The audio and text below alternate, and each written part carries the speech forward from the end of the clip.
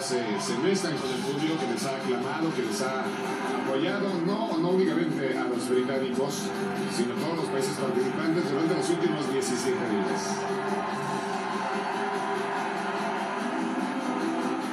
Hay atletas olímpicos que han sido preguntados a través de los años cuáles son sus propiedades más preciadas y todos coinciden: mi medalla olímpica.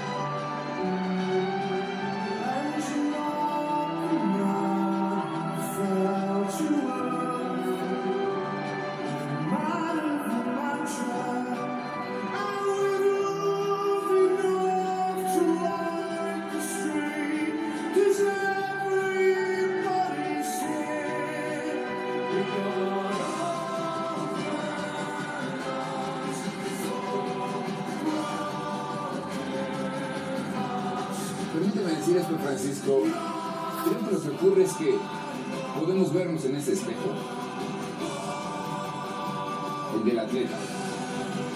Podemos vernos en el espejo de la persona que no hace bien las cosas, o en el espejo de la persona que fracasa, o en este otro.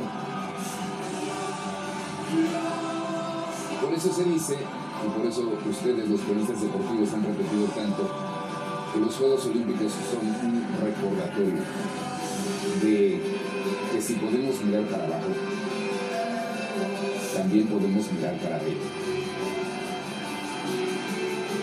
Y que yo recuerdo, René, amigos, es la primera vez que los atletas entran por pasillos de la tribuna, saludando a la gente que no únicamente los apoya, sino que se ve representada justamente en ellos. Todos tenemos un poco de la victoria, todos tenemos también un poco de la derrota de los atletas y el ánimo de revancha para la próxima ocasión, para la siguiente oportunidad. A fin de cuentas, siempre quedará la idea: ¿qué hubiera pasado si cada uno de nosotros hubiéramos sido más disciplinados? Si cada uno de nosotros hubiese parado a las 4 de la mañana todos los días para entrenar en la natación, en el tiro con arco, en el atletismo y conseguir ese sueño olímpico. Tal vez lo hubiéramos podido conseguir, nunca lo sabremos, pero sí sabemos que hay gente cercana a nosotros, de nuestra nacionalidad, de la raza humana, que lo ha conseguido, que ha triunfado y que envía ese mensaje de alegría, de paz, de superación, de ejemplo, de historia de vida a la humanidad entera.